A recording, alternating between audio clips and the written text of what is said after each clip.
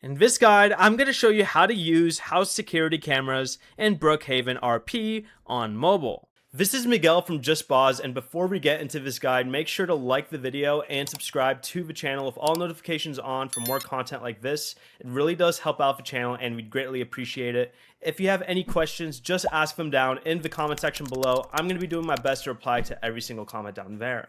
First, go ahead and spawn a house that includes security cameras. Not every Brookhaven house has the same camera setup. Then go inside of your house and find the house controls panel. Open the house controls, then tap the security cameras option. You'll now see a live camera feed from around your property. Use the on-screen camera controls to switch between the different cameras installed around the house, and when you're finished, close the camera view to return to normal gameplay.